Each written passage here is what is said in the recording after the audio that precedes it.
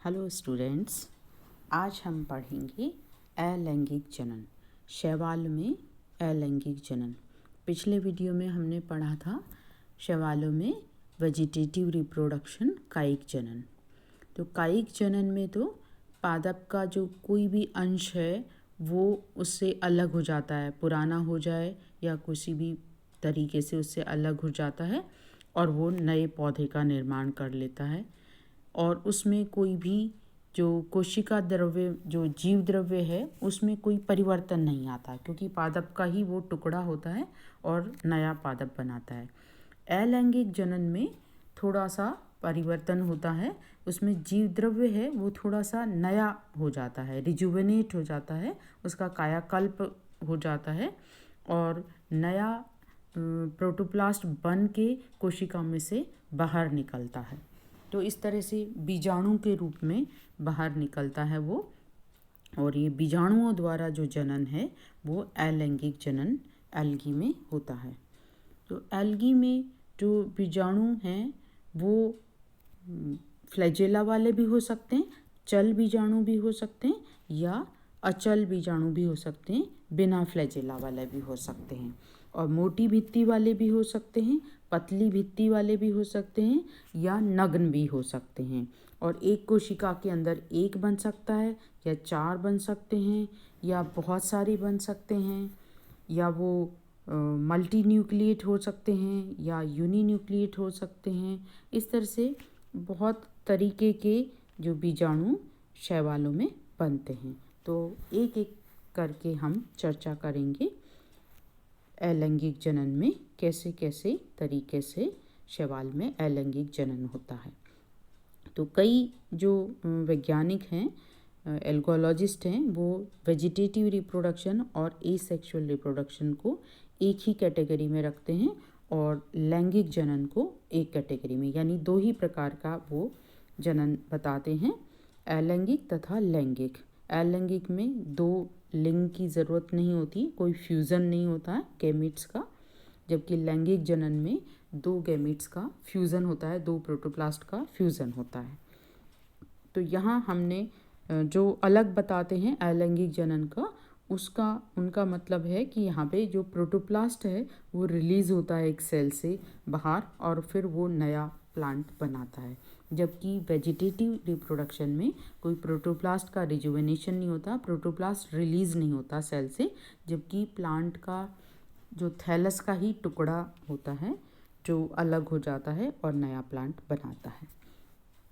तो अलैंगिक जनन में विभिन्न प्रकार के हम जूस्पोर यानी चल बीजाणु, जूस्पोर, जू यानी एनिमल से है तो एनिमल की तरह से चलता है जो, तो फ्लैजेला के द्वारा गति करता है इसलिए वो चल बीजाणु है, जूस्पोर कहलाता है। और ए प्लेनोस्पोर, प्लेनो, जूस्पोर को प्लेनोस्पोर भी कहते हैं। प्लेनो यानी गति करने वाला और ए प्लेनो यानी नहीं गति करने वाला, यानी अचल बीजाणु।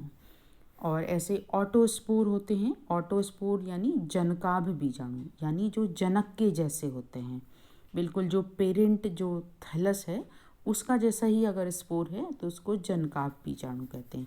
ऐसे सुप्त बीजाणु होते हैं हिप्नोस्पोर, जो कि मोटी भित्ति वाले होते हैं, सुप्त अवस्था में रहते हैं विपरीत परिस्थितियों में। अंतः बीजाणु होते हैं जो कोशिका के अंदर बनते हैं, ये ब्लू ग्रीन एल्गी में बनते हैं। तो इस तरह के अनेक प्रकार के बीजाणु हैं, एक एक करके हम पढ़ेंगे।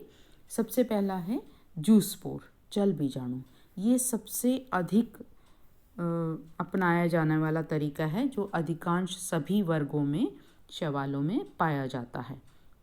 सिर्फ रोडोफाइसी में नहीं मिलेगा ये, क्योंकि रोडोफाइसी में जूस फ्लैजेला अनुपस्थित होते हैं। और किस में नहीं मिलेगा? ब्लू ग्रीन एल्गी में।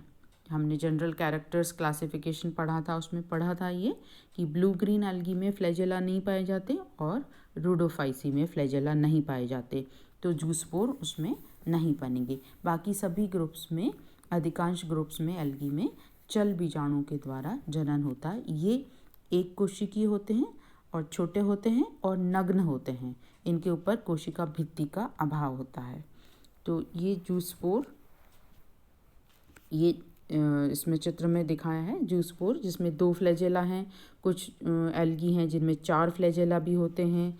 कुछ जैसे ये उडोगोनियम का नीचे चित्र दिखाया है F, इसमें पूरी एक फ्लैजेला का चक्र बन रहा है, रिंग बन रही है। ये वाउचीरिया है। ये सिंग जूस्पोर है जिसमें बहुत सारे फ्लैजेला हैं। तो फ्लैजेला की संख्या या इधर जो एक्टोकार्पस है उसका ये जो बीजाणु है उसमें 2 फ्लैजेला हैं, एक आगे की तरफ है, एक पीछे की तरफ है। तो इनके जो फ्लैजेला की संख्या और उनकी पोजीशन वो अलग अलग हो सकती है, लेकिन चल बीजाणु में सभी में फ्लैजेला पाए जाते हैं। तो ये कोशिका के अंदर बनते हैं। तो जिस कोशिका के अंदर ये बनते हैं उसको बीजाणुधानी बोलते हैं। तो जूस्पोरेंजिया कहते हैं। चल बीजाणुधानी जूस्पोरेंजिया। जूस्पोरेंजिया में से फिर ये बाहर निकल जाते हैं और फिर कुछ देर तक ये स्विम करते हैं।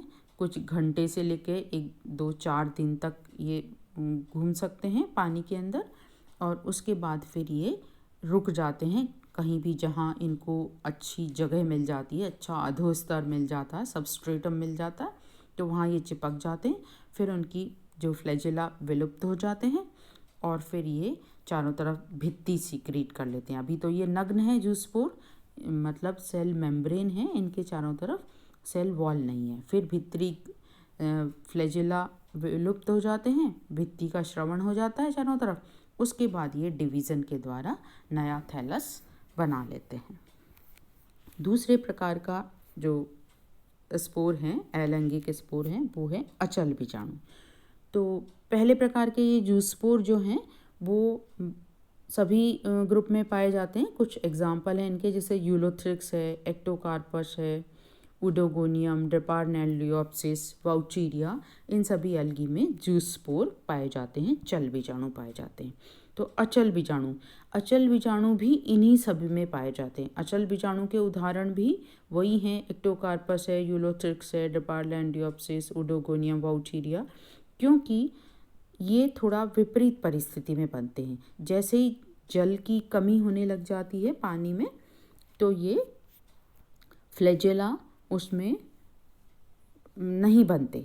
जैसे ही कोई कोशिका है उसके अंदर बीजाणुधानी है, जो बीजाणुधानी के अंदर प्रोटोप्लास्ट है वो छोटे छोटे टुकड़ों में बंट जाता है, बहुत सारे न्यूक्लियस बन जाते हैं, न्यूक्लियस का डिवीज़न होता है और हर न्यूक्लियस के चारों तरफ थोड़ा थोड़ा सा साइटोप्लाज्म इकट्ठा हो जाता है और उसके चारों तरफ फिर वो मेम्ब्रेन बन जाती है। तो इस तरह से एक कोशिका के अंदर, जो इसको हम बीजाणुधानी कहते हैं, उसके अंदर बहुत सारे बीजाणु बन जाते हैं। तो जब वो बीजाणु बन रहे होते हैं उसी समय अगर जल की कमी हो गई तो चल बीजाणु बनते बनते वो अचल बीजाणु बनने लग जाएंगे, यानी उसमें फ्लैजेला का निर्माण नहीं होगा और वो पतली भित्ति उनके चारों तरफ बन जाएगी। जैसे जूस्पोर में तो भित्ति नहीं होती है, नेकेड होते हैं ये, और अचल बीजाणु में पतली भित्ति बन जाती है और फिर ये बीजाणुधानी से विमुक्त हो जाते हैं और फिर इनका अंकुरण हो जाता है और नए पौधे बनाते हैं। इसके अलावा और बीजाणु हैं हिप्नोस्पोर। तो हिप्नोस्पोर भी इन्हीं सभी एल्गी में मिलते हैं, इनके उदाहरण भी वही हैं, जैसे एक्टोकार्पस, यूलोथ्रिक्स, वाउचीरिया में ये मिलते हैं। तो ये थोड़ी और अधिक विपरीत परिस्थितियाँ जब होती हैं तब बनते हैं और इनके चारों तरफ मोटी भित्ति होती है। अचल बीजाणु में पतली भित्ति होती है, चल बीजाणु में भित्ति होती ही नहीं है, नग्न होते हैं, सिर्फ सेल मेम्ब्रेन होती है। और सुप्त बीजाणु हिप्नोस्पोर में अधिक मोटी भित्ति होती है, इसलिए ये सोए रहते हैं, मतलब अनुकूल जो परिस्थितियाँ आती हैं तब तक ये सोए रहते हैं और प्रतिकूल परिस्थिति में बनते हैं और अनुकूल परिस्थिति आने पर फिर ये नया थैलस बना देते हैं। इसके अलावा पामेला स्टेज है। पामेला स्टेज भी विपरीत परिस्थितियों में पाई जाती है। जब तालाब का पानी सूखने लगता है तब पामेला स्टेज मिलती है। जैसे ये सी जो चित्र बना रखा है, इसमें ये पामेला स्टेज दिखाई है यूलोथ्रिक्स में। क्लमाइडोमोनास में भी पामेला स्टेज होती है। तो इसमें बहुत सारी ये कोशिकाओं का विभाजन होता है और ये अपनी मात्र कोशिका में से बाहर नहीं निकलते और उसके म्यूसिलेज है उसमें घिरे रहते हैं। उसकी जो दीवार है वो श्लेष्मा बना देती है और उसमें फिर विभाजन होते रहते हैं और इस तरह से पूरे एक श्लेष्मा के अंदर ये कैद हो जाती है।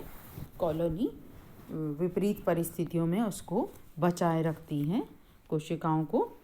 और ये एक पामेला नाम का एक शैवाल है, उससे मिलता जुलता है।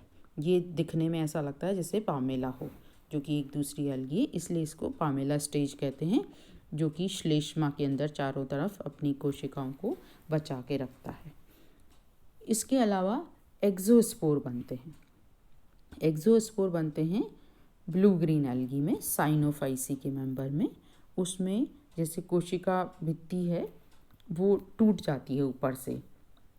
ये जो डी चित्र दिखा रखा है केमीसाइफन में इस तरह से एक्सोस्पोर बनते हैं।